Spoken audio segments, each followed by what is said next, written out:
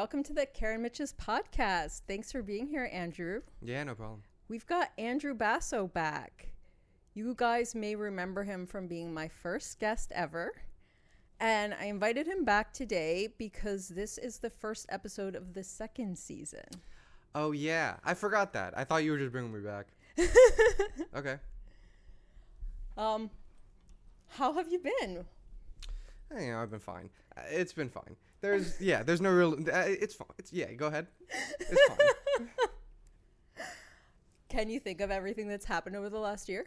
I can think of a lot of things that have happened over the last year. I'm thinking about what I was like a year ago, and it's like very different. Not very different, but the way that I act around, the way that I am by myself is fairly similar, but the way that I act around others, I think, is very different. Oh, yeah? Yeah. How so? I don't know. Before I was very jubilant. I don't think I am anymore. I think it's also I'm just tired. Like, I don't feel the need to perform as much as I used to. Talking to other people, I mean. Yeah. Yeah. Do you feel like that was something you did, do you think it's a good thing that you're moving away from it? I have no idea. Honestly, it's entirely possible that I look back on this 3 months from now and be like, ugh, I was insufferable. I don't know. But you are 23. Yeah. So I feel like you're allowed to have these phases. I'm supposed to. In fact, it's probably a bad thing that I'm recording this because this is the worst part of me to record. Record me when I'm like 40. I'll actually have a full-formed person, like a full-formed personality. Right now, I have no idea what I'm doing. I'm different every day. Every new movie I watch, I go, yeah, that's me. Every single time I watch a movie, I go, that is absolutely me, and that's what I'm going to be like for the rest of my life. I love it. Is there anything you've watched recently? I don't know. I watched like Oppenheimer, and I'm like, I am a scientist, actually. I remember when I was younger, I was great at school. I was very good at school. I wasn't necessarily smart, but I was good at school. I knew how to work the system. And so people always thought I was going to be like a mathematician or a scientist or something like that. And so even to this day, if I watch a movie about like a scientist or a mathematician, I go, yeah, that's how we are. That's us.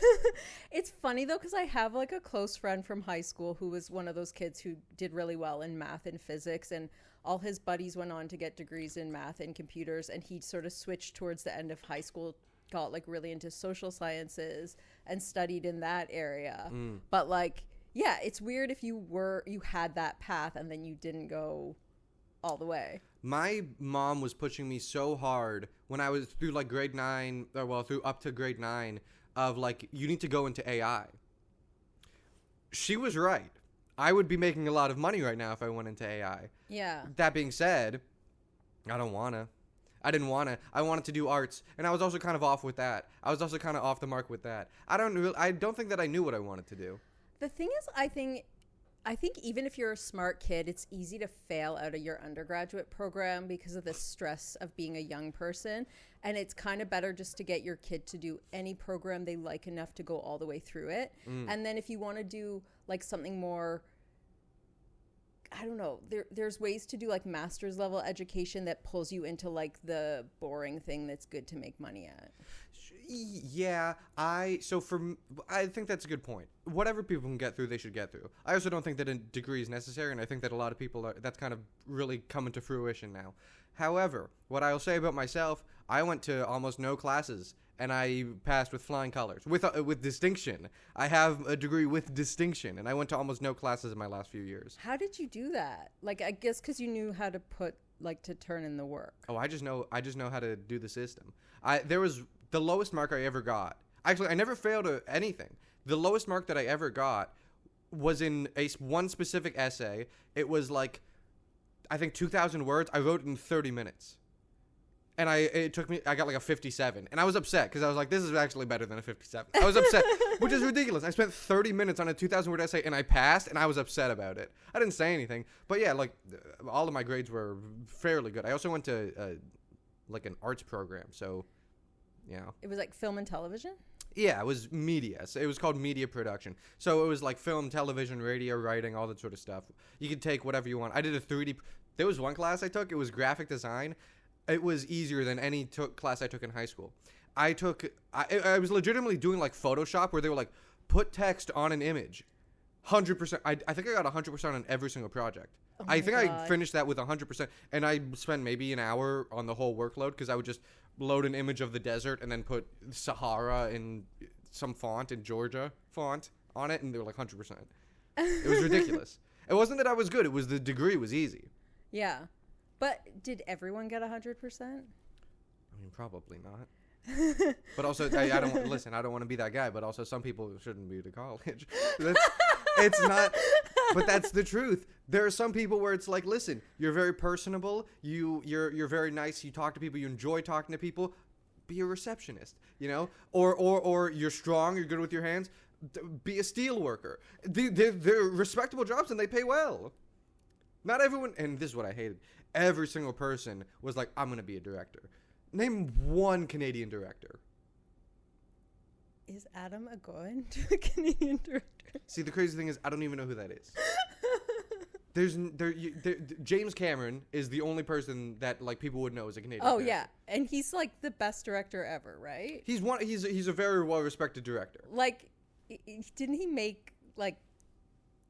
He has the most records for shit. Probably. I don't know any. If you asked me to name one James Cameron movie, I probably couldn't do it. But that's the thing. Is like, Titanic.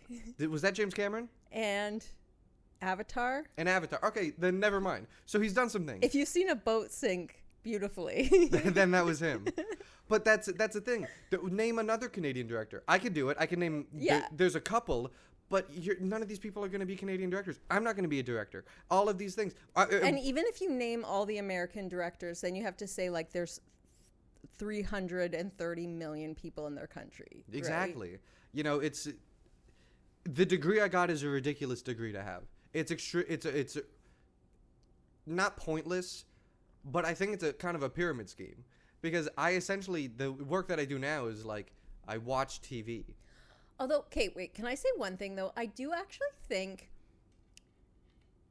you can be a director if your thing is like I want to make one movie. Like if you want to make a career and make money, no, you're fucked. But if you just had one idea and it wasn't high tech and you were like, that's the film, it needs to exist, I think you can make it. I think the problem is people who want to make money in it. I don't think it's people want to make money. I think people want the prestige. People want the recognition. Nobody really wants to be directing sucks. I had to direct one thing, like a 30-minute short film. I wrote it. I loved writing it. I directed it. I hated directing. I had to yell at somebody. I don't like yelling at people. I don't want to do that. Yeah. And so it really is like a pyramid scheme where you're just getting this degree for the fame and for the possible fame and prestige. But all the people that actually like doing it could have just actually done it, and they would have gotten farther. There's a guy I work with who is like 3 tiers above me, a year younger than me. He didn't go to university. He just got into it, and that's a smarter thing to do. Okay, like I don't like the culture right now where a lot of young people think they don't need higher education. I do think most people need it, but being a director might be the one thing where it's like, yeah, you should just do it. I think, well, there's a huge issue with the higher education system that's in place because it's not school. It's just you have to pay in order to work in order to get the degree, but it's not actually school. It's not built to teach you. You know, it's not in the era of, Alexander the Great was taught by Aristotle, I think. And so that's teaching. Somebody sits down with you and make sure you know the things. This isn't somebody making sure you know the things. It's somebody talking to the class and, they have to take this course, which is ridiculous. Why do you ever have to take a course? You have to take this course, and the teacher doesn't want to teach it. The students don't want to be there. It's not actually learning. Okay, maybe the other thing that's the truest thing I can say is like, whatever you're learning, you have to be like driving it yourself and be really passionate, like whether or not you're in school for it. Yeah.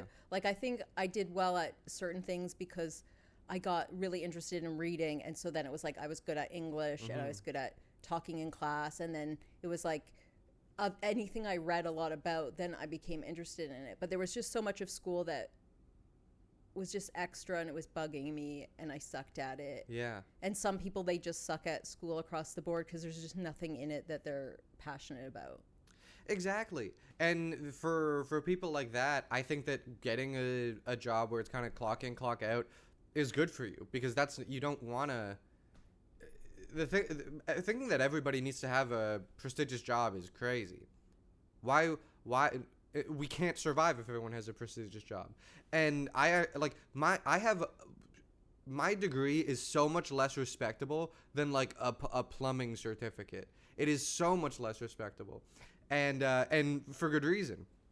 So yeah, when people want to, like you said, when they're driving their own thing, I actually have been looking into a lot of those courses where it's like, pay $200, take this online course, you do it at your own pace, or like buy a book or anything like that and read it, and that makes a lot more sense when it comes to learning, at least right now.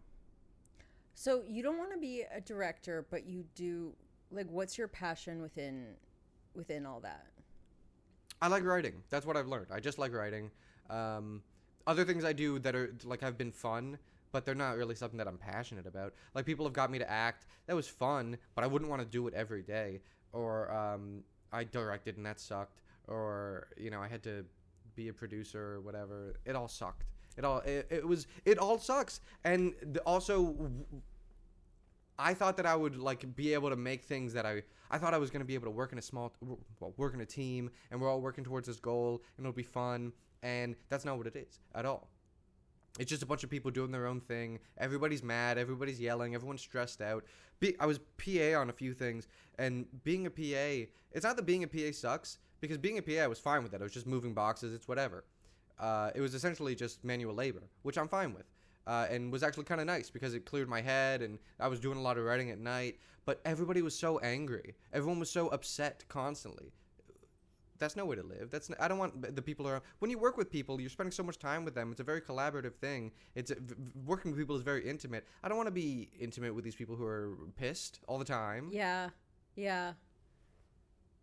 I think sometimes, like, people will ask me about my job, and I'm like, I don't know. Like, I like my direct boss. I like the few people I work around. It's beautiful. Mm-hmm. But if if my direct boss leaves, I might have to quit. Like, if I got sent to another part of the company, it's not that the company's bad. It's just that, like, I just feel like I'm sensitive. And if I'm in a good spot, I'm very happy. And I'm in a good spot, and I don't want anything to go bad. Right.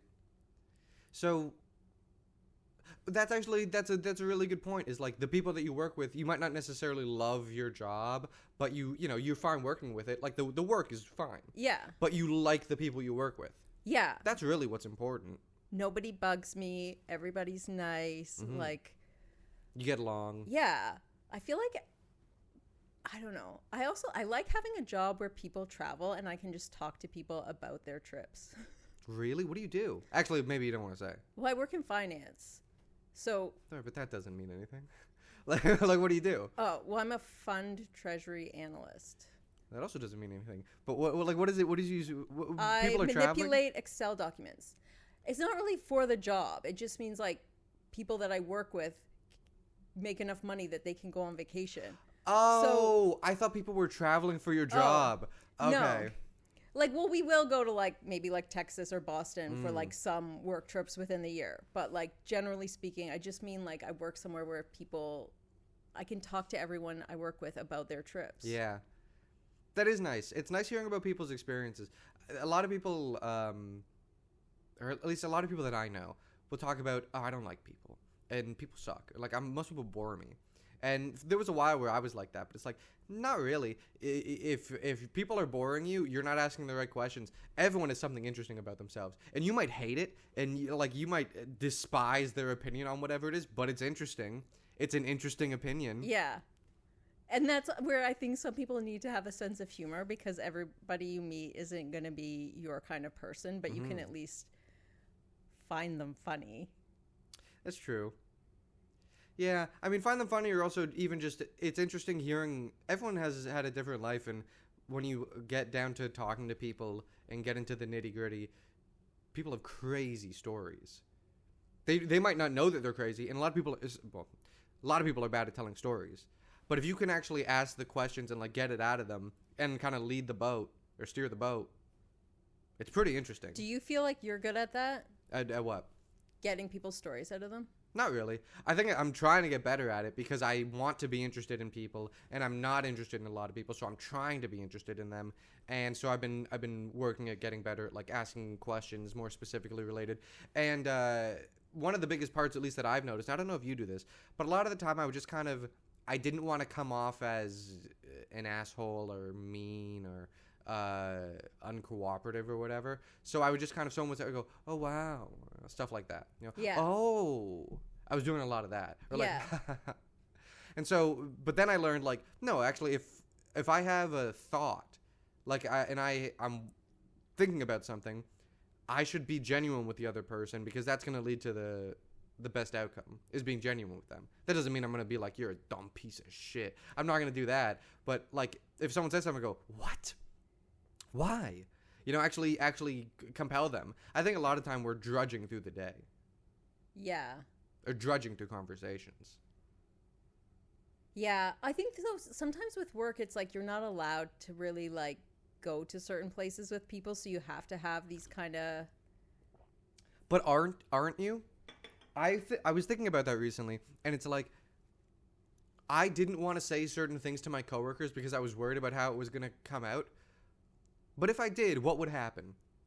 What would happen? Would they, you know, would they tell HR and then HR goes, don't say that? Or would I get fired immediately? What would happen? Yeah. Have you ever actually taken the plunge and seen what would come of it? Well, one thing that happened to me was like the first time I produced a stand-up show, I got desperate towards the event because I didn't think anyone was coming. So I ended up inviting people from my work. So now everyone I know at work knows I do stand-up. And Yeah. I think it's actually it's helped me. Like, not like it got me a raise, but I feel like I have more goodwill at work. Because I guess to me, You have I'm more like, leeway as a person, I think. yeah, like people are like, oh, that's really brave and cool. And it just like gives people something they know about you that isn't generic. And then Yeah. they feel more like they know you. And I don't know, like, I feel like I thought, oh no, I'll expose myself and it'll be really bad. But it gives you a title. It gives you a title that isn't the standard way that people see each other. And I think the standard way that people see each other is this person is going to be judgmental and boring or could be an issue for me. yeah. But if you replace that title with this person does stand up, no one's going to think, oh, I can't say this to that person. Immediately they feel a little bit more comfortable with you because like, oh, I can say this to this person. You know, they're actually a human being. Yeah. We don't really see each other as human beings. I'm very ornery right now. I think that's part of the issue. And so this may turn out really bad. But we don't really see each other as human beings. We kind of see each other as like kind of like a phantasm where it's, oh, this person's going to be this way, and they're kind of a like the face of the culture. Where if you think everybody's like, let me ask you, in Toronto, how do you think the people are as a whole? I think people are busy, self-absorbed, not very personable. You think they're like quick to anger, like quick to frustration or anything like that? Yeah, but also sometimes standoffish too. So like not helpful. Sure. And so if you see anybody you don't know, that's what you're going to think they're like. But then if immediately you take that same thing, except you know somebody's a stand-up comedian, you go, oh, they're not like that. Yeah. All of that stuff falls away and they become an individual instead of like this conglomerate. Yeah. Right? And so I think that's the thing. So if you at work kind of get this new title and get this new thing, people don't see you as that anymore because that's what people see you as. And that's what people see me as. Is, you know, walking down the street, someone will think, oh gosh, I hope I don't bump into him because he's going to start yelling at me or whatever it is. Yeah. That's what I think about people. Yeah. If I make eye contact in public with a man, it means we have to fight. That's what I think. I think like, oh, he's going to fight me now. Oh, what do you look? I think that's what's going to happen. But, you know, he probably has a daughter and is like volunteers for his kid's soccer practice. Yeah. He's not going to fight me. It's crazy to me. It's one of the reasons that I don't necessarily like living in a city. There's too many people. Yeah. And people aren't personable. I was just reading, Lena Dunham wrote an article because she grew up in New York City and then she left. And I do really like being in a big city. Mm-hmm. But I respect it if you don't like it. What? I've wanted to try living in different situations. For 2 months, I worked on a farm in Japan, in like rural Japan. What? That was very nice. What gave you that idea? Yeah, I guess it is. I forget that I did that a lot. I forget that it was a thing that I did. Like, I wouldn't even, if I was like, I want to go to Japan and I want to work on a farm, it wouldn't occur to me that I could put do it those together? Well, I mean, it's kind of a. I mean, long story short, essentially, I had a cancer scare. I thought that I might have cancer. And so one of my first thoughts was like, all right, well, what's something that I really want to do? Well, I've always wanted to go to Japan, and I've always wanted to. Essentially, I've always wanted to travel. I've always wanted to go to Japan. I've always wanted to live a different life than I do. And so I was like, okay, well, this place will let me work there and give me free food and board. So I guess I'll go do that. Yeah. And I spent my S2Ep money on it. Redacted. And so I think like it was really nice going there. It was a crazy time. I got set on fire with a firework at one point because one of the guys I was working with, we were having a barbecue and he was shooting fireworks and he was drunk and I was running down the street because he was pointing it at me and it kept like shooting by my face. Anyways, so that was happening. But while I was there, I got to live a slow life where I wake up every day at 5 a.m. and then I go out, work the fields from 6 to like 11, then come home and do whatever I want. And, you know, some things happened where some of my own issues kind of boiled to the surface, which I think was interesting that happened at that time. But also, I got to experience a different kind of life. So I tried that. Now I'm really looking into, I wonder what island life is like. I wonder what these people are like. I wonder what their community is like. And so I've been thinking a lot about that. These aren't things that I can just do anymore, but, you know, it would be nice. Yeah. So I want to try living in these different I think lives. you might like an island life because the complaint that I've heard is like like you're in a small town, it's a small community, it shuts down like early. But if you're looking for something quieter, maybe. But I don't know. I just like being around a small group of people. I like spending my time with them, and that's really it. I like working with them. My ideal scenario is I work with a small group of like 4 or 5 people. We work every day as long as we need to get whatever done, and we're working towards the same goal. And I like them, and they like me, and I respect them, and they respect me. And that's all I want. That's the dream to me. yeah. And I think it's possible through an island. But I don't know. Maybe I go to the island and it's completely different than I thought. How do you feel about the stand-up community in Toronto? Like, if you left to go do anything else, would you miss that, like, getting out and seeing everybody? I would miss some of the people. Because I feel like that's become, like, something really important in my life. Like I like doing the stand-up, but I also like having that, like... Community. Yeah. Yeah. I would miss some of the people. There's a lot of it that I wouldn't miss. I don't really like loud places with a lot of people. I don't really like drinking. I don't drink really. I rarely drink. And so I don't really like that sort of thing. And that's kind of where it all goes towards. Whenever a get-together happens with the comics, I almost exclusively stand outside. And so everyone has their fun inside, and then they come out for a break and have a cigarette or whatever, and I like to talk to them then. I really like it. But then also sometimes I feel like I'm intruding on their conversation or intruding on them in some sort of way. In terms of the whole community, there are some people that I would miss. Some people I really, really like, and I love spending time with them, and they're fantastic. Some of the funniest people, some of the smartest people, some of the kindest people. But, I mean, there's a lot of people that I don't like. That's true. Or maybe I should say this, that I don't get along with. Yeah. I don't necessarily think there's anything wrong with these people. I just think that we don't match. Yeah. And that's really all it is. But I guess, like, there's good people and bad people in it, but, like, do you like having the community? Yes. That's a very tentative yes. I like having a community, and I like... But you'd be okay if it was, like, a different community? Maybe. I don't know. I haven't tried it. I need to figure that out. Like, that's the thing is maybe if you moved to an island and you worked at a hotel, there'd be, like, the community of the hotel. Possibly. One thing that I don't necessarily like about the stand-up community is how it's all very...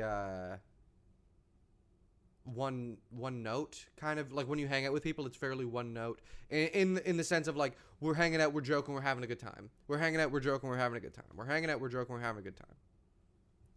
And sometimes it's like, let's just relax a little bit. Doesn't need to be that intense, or don't need to make jokes all the time and that sort of stuff. I don't know, but that's the thing, is I want to try all these new things. I want to go, maybe I go to that hotel and I get the community there. Maybe I hate the community there and I go, oh, I should have stayed with them. Yeah. I would much rather go, make a mistake, not like it, come back and appreciate this more than be here and just be like, no, well, this is fine. This is good enough. So when I think of like people, like the jobs for young people where you travel, like, oh, fuck, I figured it out. Can you be on a boat? I know someone who did the job that I'm currently doing on a boat, on like a cruise, and he went to a bunch of different islands and stuff like that. I'd be willing to try that. I mean, something that I've actually been thinking a lot about recently is working on a cargo ship. Oh, and shit. not as like a performer, not as an artist, not as a TV man, none of that. Literally working on the boat and helping them do boat stuff. Yeah, that's crazy. I've been thinking about it. It's not necessarily something I can do. I have a lot of logistics to look into, but it's something I've been thinking about. I want to try living life in a bunch of different ways, because how am I supposed to know what the best one is? How am I supposed to, and Yeah. you learn so much from it. I've also thought about visiting temples and trying out being a monk for a little bit. I've thought about that. I've thought about working on a boat. I've thought about going back to the farm. I've thought about going to like a hotel. I've thought about a bunch of things. Going and teaching English. I've thought about a bunch of stuff like that. I feel like teaching English is the obvious one that young people do. Not that you shouldn't do it because it's obvious. I never knew about cruise ships. Like, I knew that cruise ships existed. I just never thought about them, but I work with a guy now who told me like his youth was all like working on cruise ships, and he had like an amazing time, and he wished he was still doing that to some extent. And now that I'm like, oh yeah, if I'd done stand up in my 20s, the cruise ship makes so much sense. I'm going to tell that to everyone, every young person I talk to. There's a guy that I don't know him super well, but he's a musician and he plays cruise ships. And so 6 months out of the year he's on a cruise ship, 6 months he's here. And should I work on a cruise ship? Yeah, go do it. It also means that you get stage time every night. You get like an hour 2 hours every night. A captive audience. And apparently people get really good when you get on cruise ships. As you get on cruise ships, you have the audience, you're performing 2 times a night, you start getting really good at the craft. That's what I've heard. That sounds good. Right? But yeah, that's another way, that's another thing that you could do. There are a lot of options, and I want to actually look into the options. Yeah. I tried the farm. I liked the farm. The farm was nice. I learned a lot of things about myself, about other things. I learned a lot just from 2 months. What part of Japan were you in? I was near Awa City, which is in Tokushima Prefecture, which is like kind of southern, rural. What did the farm produce? Bunch of different things. They produced fruit, but I wasn't allowed to deal with the fruit because fruit's extremely expensive over there. Extremely. Like a kiwi is $1.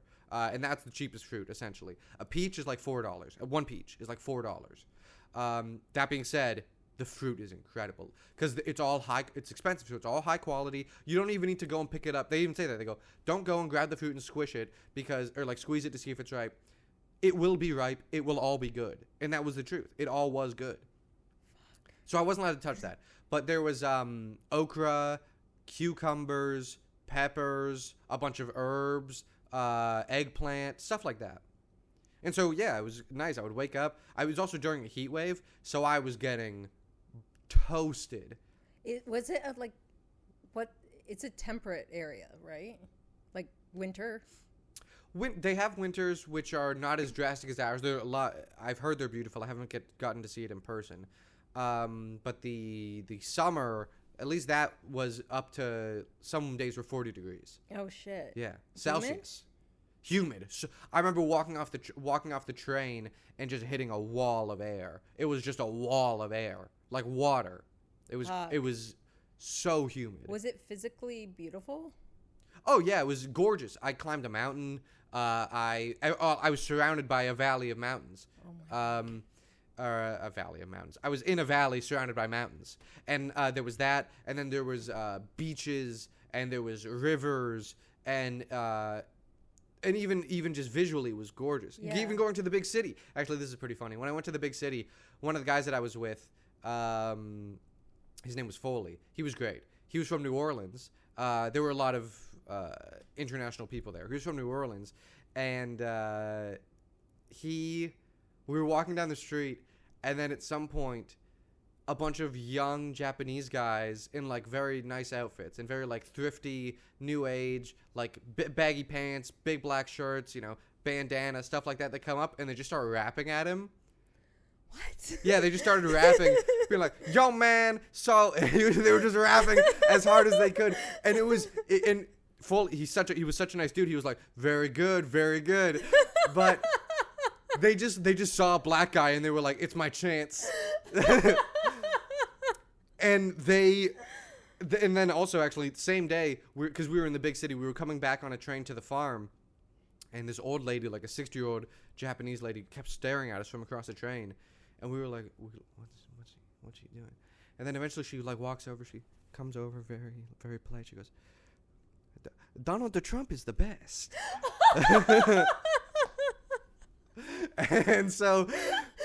And we were just like, all right, dude. Because what are we going to do? Get into a theological or political debate? Thank you. We're going to get into a political debate about this? No. We were just like, oh, cool. Thanks so much. But the people there were so nice. They were so friendly. They were so welcoming. They were interested. They just would. There were people who stopped me on the street just to take a picture with me because I was too tall to go through doors. I had to bend down to go through doors over there. How tall are you? 6'3". So and their doors are at like 6 foot. So I had to bend down to go through doors. And I had this crazy long curly hair, and I'm a foreigner. I'm beet red because I've been out in the sun. So people wanted to take pictures with me, which was super nice. And they wanted to talk to me about like, oh, my friend is actually studying in Canada right now. And they were so friendly and so nice, especially in the farm town that I was in. It was gorgeous physically, and culturally it was very, very nice. I also got a ticket within 5 minutes of being there. For what? So I was going to take the train. I found my stop, and there was this giant board, like an entire wall, that was just like the map layout, and then each destination had a price over it. And I saw mine, and it said like, 500 yen, 400 yen. And so I was like, well, why would I pay 500 if I could pay 400? So I paid 400. I get on the train. I also thought like, who cares, It's like, no one, who's going to check my ticket? I thought it was going to be like Toronto, which is ridiculous. I get on the train. Immediately, this guy comes on, like, to check all of our tickets. He comes towards me, and he was like, can I see your ticket? I assume. He's speaking Japanese. He was like, can I see your ticket? I give him my ticket. He goes, and he starts trying to speak Japanese to me, and I was like, I'm sorry. And he points, and then he goes, no. And then he prints out a ticket and gives it to me, and it said, like, 10,000 yen or whatever, and I just had to give him the money, and then I was fine. But it cost me a lot of money. Yeah. Shit. But that's what I mean. That was cool. Why was that cool? Because I got to experience that. I got to go, oh, this is how they live. This is how other people live. Other people live this way. And it's cool that they live this way. They have their own culture. They have their own way of doing things. If a Japanese tourist came to Canada, no one would be like, oh, wow. Oh, where are you from? I have a friend in Japan. No, they would just be like, move out of my way. That's all it would be. And so, yeah, I was supposed to go to Auckland, New Zealand, for a semester in school. I didn't go just because of the price. Financially, it wasn't viable. But I've been looking into it and being like, this seems awesome. This would be fun. I would love to go visit there. It would, it's a city similar to this one. They have a bunch of jobs. I would be able to do it. I can get a working holiday visa, which is a very easy visa to get.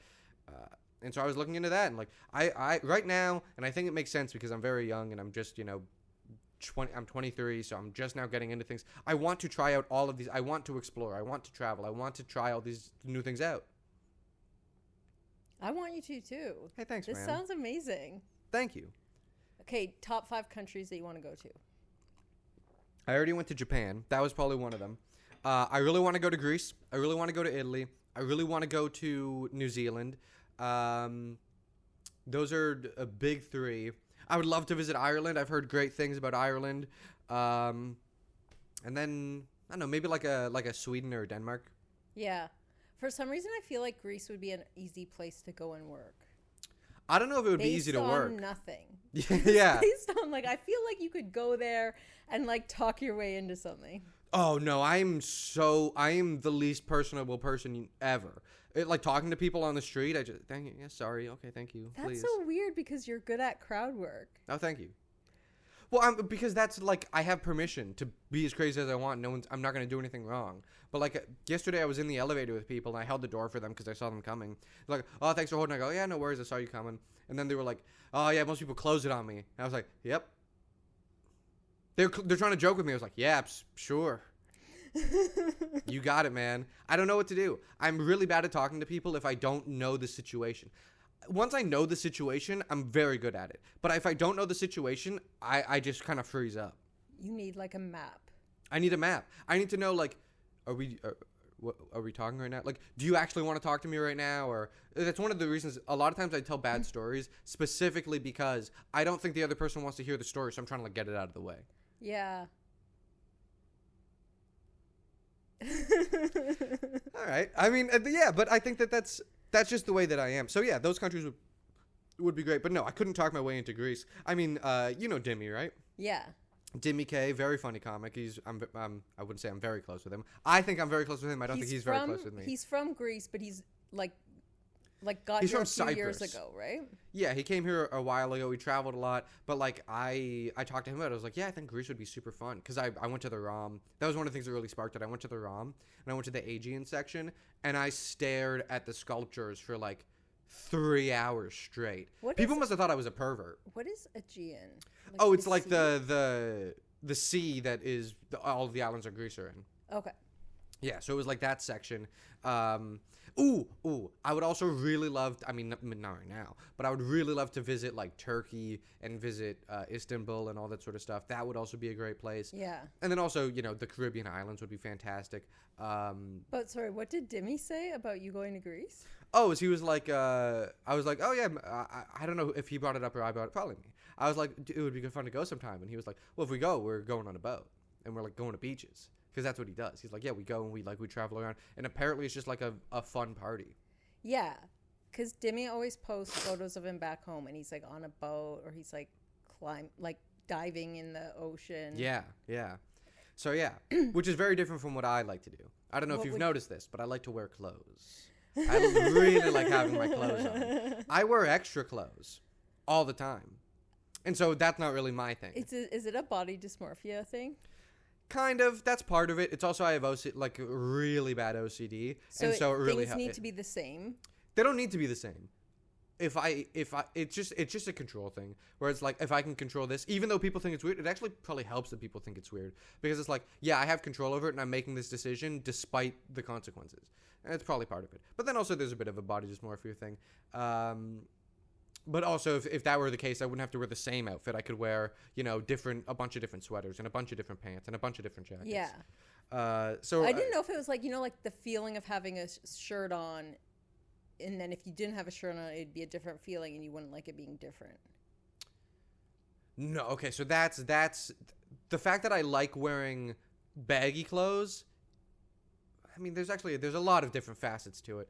Part of it is an OCD thing. Part of it's like a physical, like I don't like the way that certain things feel. And then part of it is like, yeah, I don't want people seeing my body. You want my secrets? You can't have my secrets. That's really how it feels. It's like, someone's like, what's the code to your bank? It's like, no. And they're like, come on, everyone's giving out the code to their bank. And I go, no. But I'm not. I refuse. You people are ridiculous. That's what I think. But yeah, so I don't really like going to beaches and whatnot. I really like museums. I'm a big fan of museums.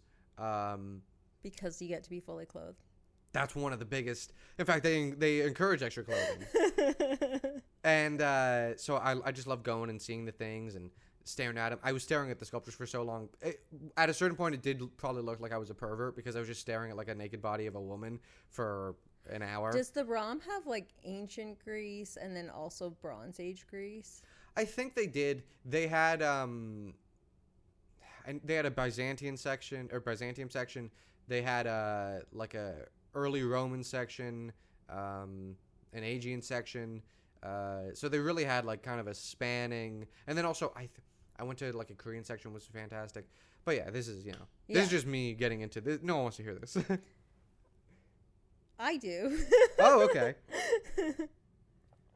Yeah, no, they have incredible sculptures. The Korean section was incredible, where they just had like paintings and I don't even know if they were paintings. I don't know what you would call them, but giant structures, and there was this was insane. It was what do you call it? I can't remember, but like it's similar to a painting, but like on a wall, and it was.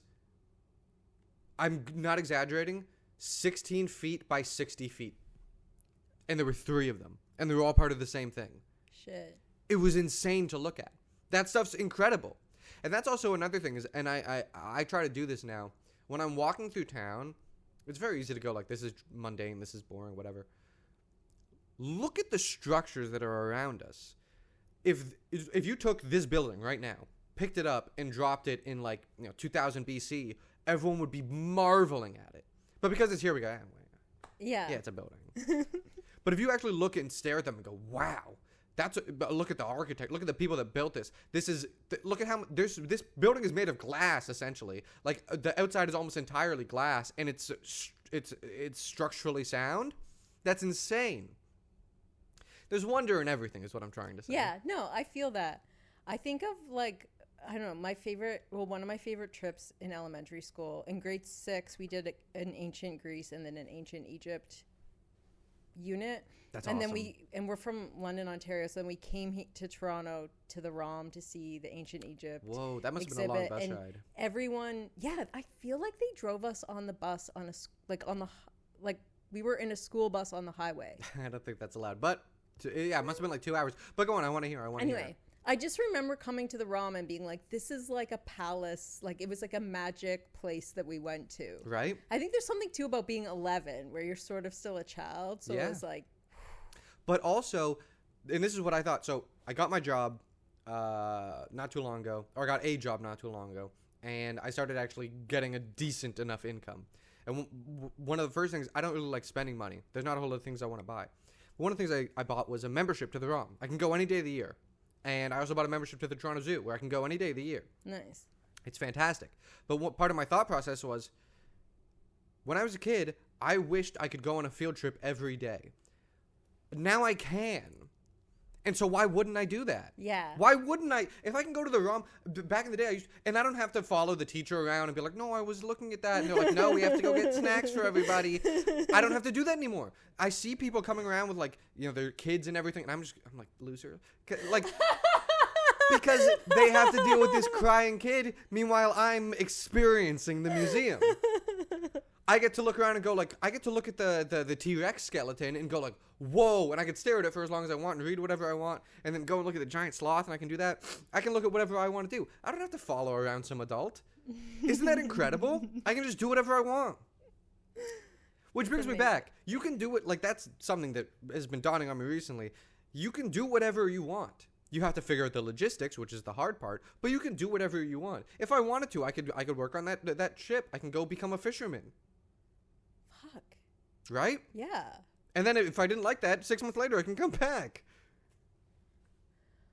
I want to go on tour for comedy, but I don't know how to plan a tour. From what I've heard, you essentially just call places and you're like, can I do a show here? And then they're like, yeah. And you go, okay. And then that's it. And then you just do that a bunch of different places. And then you have to find, people to go with you and then, sleep for somewhere to sleep. That's really all it is, right? All I would do, well, also talk to Cole Chauvin, another great guy I know. He's one of the people I like as well. I'm actually supposed to have him on this summer. He's a great guy. I really like talking to him.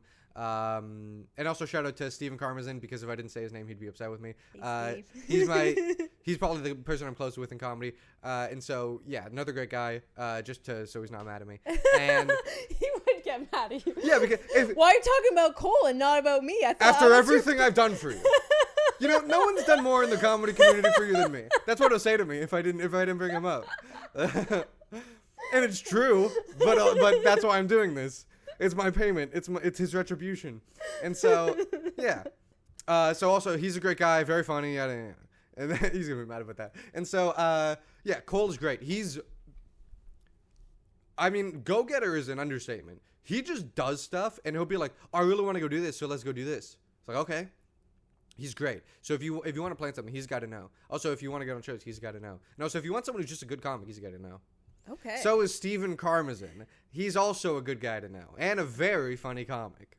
Steve is funny. Yeah. Also, same with Demi. Also, those are the 3 guys that I really, really like in the scene. Yeah. Agreed. Yeah. Especially Stephen Karmazin. And so, what were we talking about? I completely got lost. Oh yeah, you can just do whatever. But talk to Cole about booking a show. About figuring out a tour. Like, if you are interested in a tour, I'm sure he'd be happy to just be like, oh, this is what I do. You know, this is, I like to call this person. I like to do that. And then, just figure out who I'm doing it with. But he's very, resourceful. Yeah. So talk to him. He's great. Amazing. But yeah, back to, you can do whatever you want. So if you want to go on tour, go on tour. Yeah. You might lose money, but you might get money. Who knows? Yeah. I know. I feel that. Have you thought about recording your own album? No, I wouldn't. I don't think that I'm nearly good enough. I think I would need to give it a few years before I could do that. Why? Because I want to talk to someone about that. But recording an album? Yeah. Well, that would actually be good to do the tour and then record the album. Because if you do the tour, I mean, you can give yourself as much time as you want. Yeah, because I feel like I don't get enough long sets, but everyone says like when you go on tour you get like all your long sets in.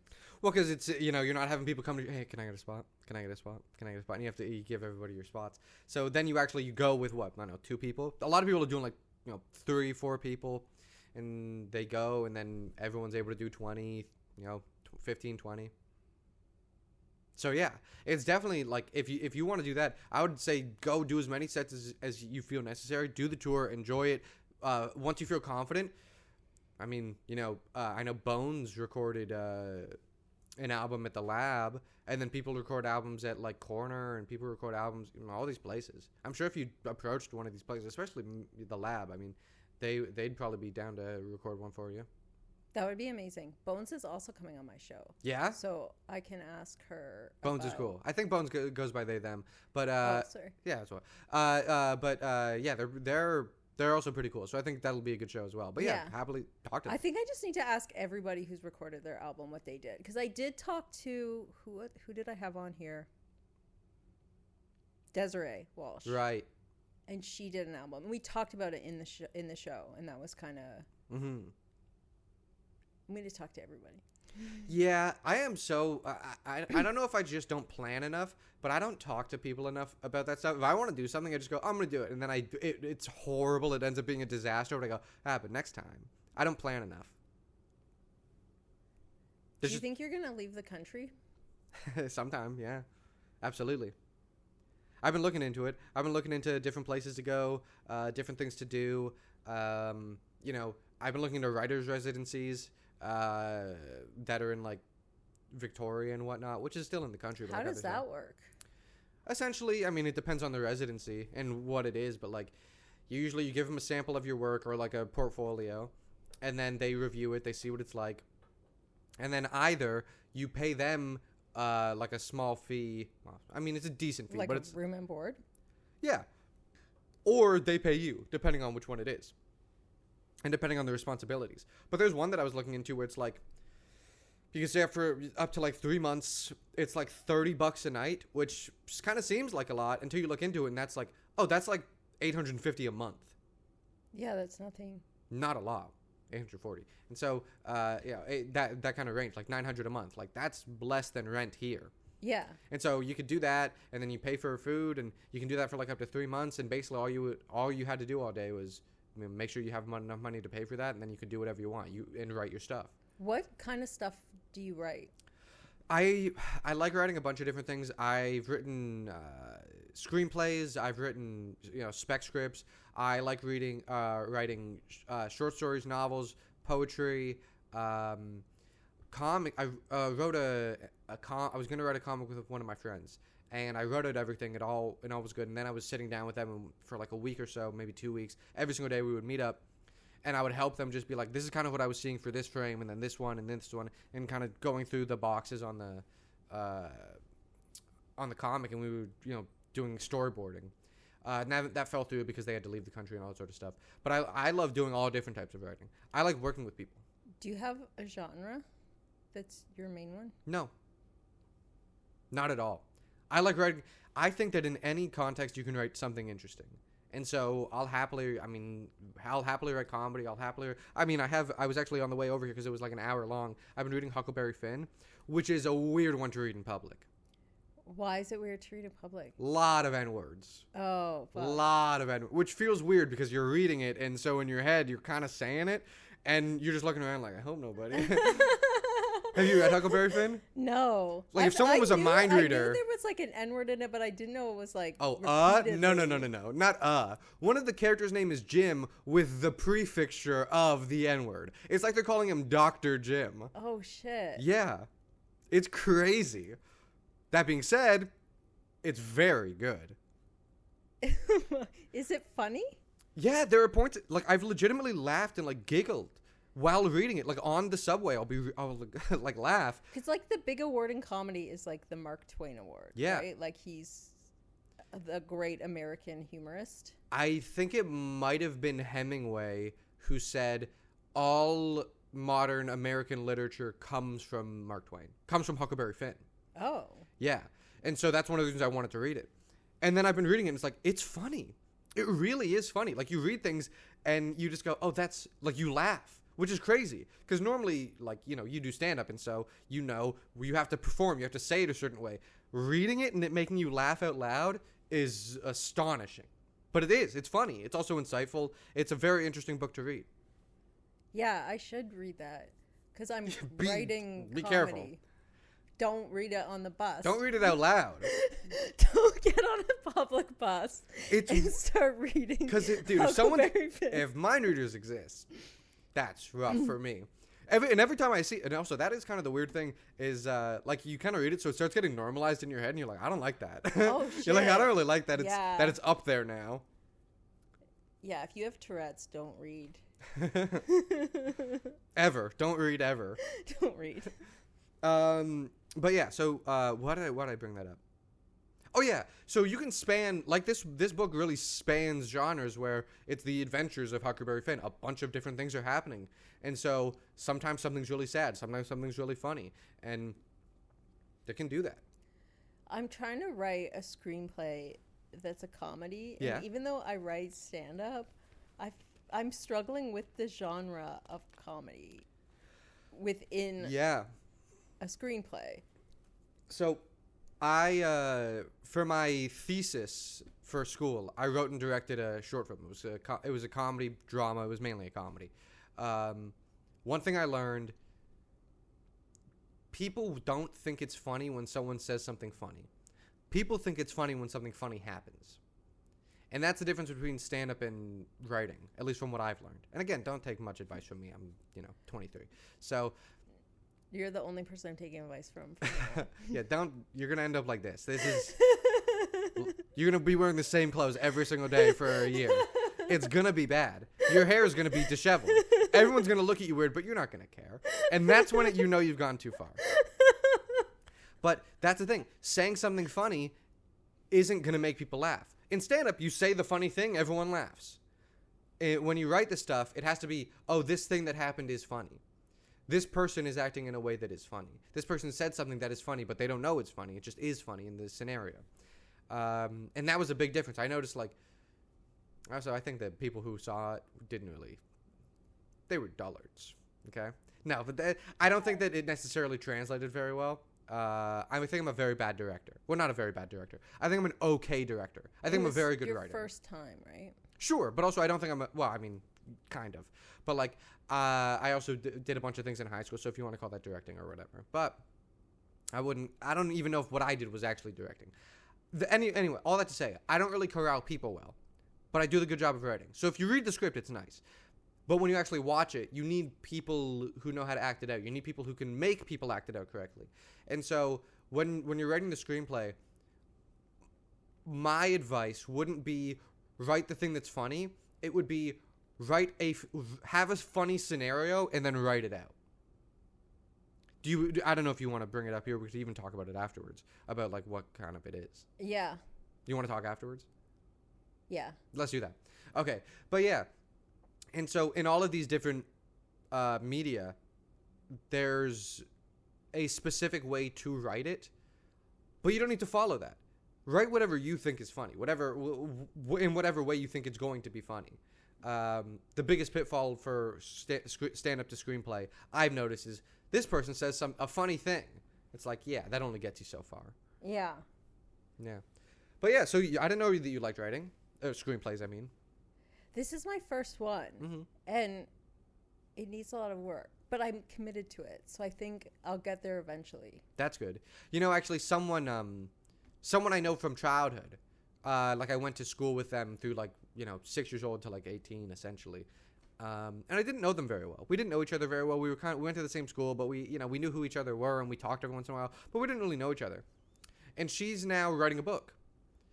And one of my first thoughts was like, I should be writing a book. Which is crazy. And that's just, we all have our neuroses. But I immediately realized that. I was like, that's a crazy thing to have. Why should I be the one writing? If you want to write a book, write a book. And no matter what, if she writes a book and I don't write a book, her book, no matter what, will be better than mine, infinitely better, because hers exists. Yeah. And so that is something that I think is important. You might be like, oh, this needs work and all that sort of stuff, and I don't know, feeling a little insecure. That's often how I feel when I'm writing. But as long as it exists, it's better than it not existing. Yeah. And I think one of the things I figured out in my life is you can just redo it. You can fix something. So as long as you get started, you can have some sloppy, shitty thing, and then it gets better and better over time. That reminds me of a quote from, I think it was Dan Harmon, who said people are bad at making things, but they're good at critiquing things or judging things. So just make something bad and then judge it until it's good. And I think it's really good advice. That's amazing advice. Right? And so have you done revisions on it yet? Yeah, so I did, I wrote it, and then I had, a bunch of people read it out Really? loud. You got it all the way done? Yeah. That's already a huge goal. Congratulations. So then I fixed it, but then I sent it for coverage, so you pay money for somebody who's in the know to give you, a lot of notes on it. Yeah. And that's when I was like, oh, there's a lot of problems with this.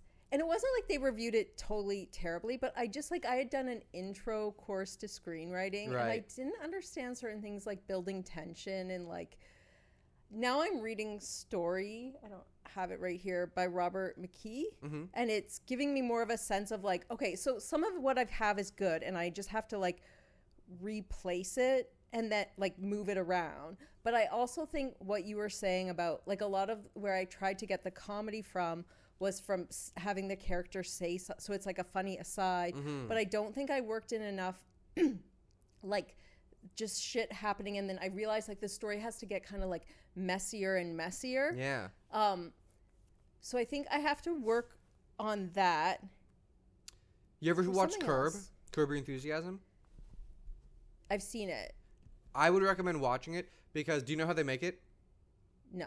So essentially, they write an outline for the episode, and they write an outline for every scene where it's Larry goes in, he tries to buy an apple, the guy won't let him buy an apple, Larry storms out. That's all they have going into it. And then they just go in and they kind of improv together. And I think that that's a good example of if the situation is funny, it will become funny. Yeah. Yeah. But also, and I mean this, congratulations on finishing that up, because that is a huge accomplishment. Most people can't get that far. And that is, seriously, congratulations. Thank you. And so now going back and realizing, really this is what I wanted to say. It reminds me of I had this story that I wrote for Toastmasters that was about my sister's kidney transplant. It was a heartfelt story. And then I decided to make it into a stand-up story. Yeah. And I was taking a class, so I wrote it funny, but then I read it in front of the class, but it wasn't funny. It had some funny moments, but it was still a heartfelt story. So, but then my teacher kind of was teaching us about story structure and the kind of you have to have some kind of game within it. So it was like, I don't know. I was trying to take something that wasn't inherently funny and just have funny lines in it, and that wasn't stand up. And then that's what I'm trying to do now with this story. It's like I have to break open every scene, and instead of just having funny lines in it, think about like how. And I think it's like you have to like intentionally create moments that are uncomfortable and shitty and messy, and have like things falling apart and fucking up, and then have the next scene take some of this stuff and make it even worse. A lot of people don't like when you break down comedy. It's kind of like, what is it? Like Killing the Frog and whatever. That sort of, that reference. And one thing that I think is like one of the basis of comedy is people laugh when someone does something wrong. When someone acts in a way that is not correct. When someone makes a mistake. When someone does something wrong, people find it funny. And in all respects. So putting people in scenarios where it's like, yeah, they're wrong. And they are outwardly wrong, and you get to watch them be wrong. I think a lot of people find that funny. Yeah. But then also, it kind of sounds like essentially you have all the pieces, and you just need to get the rhythm to it. Yeah. That's not that hard to do. Going back and doing a couple of revisions of it, it'll be good. It'll be done, and you'll be set. Thank you. I mean, there's no need to thank me. Like, you did it yourself. You should be thanking yourself. That's it. You did that, and that's good. You worked on that. Now you're going to keep working on it, and it will get done, and hopefully you can sell it. I hope. Fingers crossed. I really hope so. Yeah. Find some Canadian director who wants to. Yeah, some garbage director that no one knows. I think as long as it doesn't have too much like effects in it, you can get it made. Yeah, as long as you can get it done cheap, right? That's have you ever seen The Dirties? No. Canadian director, indie film. I think it was a $10,000, maybe $20,000 budget. Super low budget. I went to Sundance and all those places in it. Matt Johnson, Canadian director. Very good movie. It's funny, but it's also, I don't even know what genre to put it in. I guess you would put it in as a drama. But it's basically like these high school kids just being high school kids, and they're getting bullied, and then they shoot up the school. Spoiler. But, like, it's a really good movie to watch because very little effects. They basically just, like, go into a school. It's funny. It's very funny. But, like, they go into a school, like a high school, and then they shoot in a high school. And basically the money was for film, was for, the camera and that sort of stuff. So you can definitely get things made, especially if you really, really want to. But also you could always just sell it. That would probably be amazing. Yeah. And then I could go on tour. Exactly. And isn't that cool? That's what I mean by you can do anything. It's like, you want to write the screenplay. Okay, write the screenplay. And then you might be able to sell the screenplay. That sounds, inane. Like, how is that possible? That doesn't happen here. No, these things happen. Yeah. If you just do them, they'll probably come true. You can just do things. I wanted to go to work in Japan. It took me like a month, and from a month of thinking of it to getting there, I was there. You can get these things done, and they just happen. That's what blows my mind, is that you can always just do things. Yeah. I love it. I feel like if I wanted to, I could punch you in the face right now. Anything's possible. I could bite your phone. There's anything you could do. You could do anything. That was amazing. Okay, with that. Oh, we're done. We're done. All right. You're out of here. All right. Thank you so much for coming on. I feel like you were such a great first host or first guest for like my first year. So I feel like you're going to like kick off the second season with more good luck and good experiences. Thank you. I mean, I hope that the second season goes well. I hope that, it keeps growing. I really hope your screenplay goes well. I wish you the best. Okay. Thank you so much, Andrew. Yeah, no problem.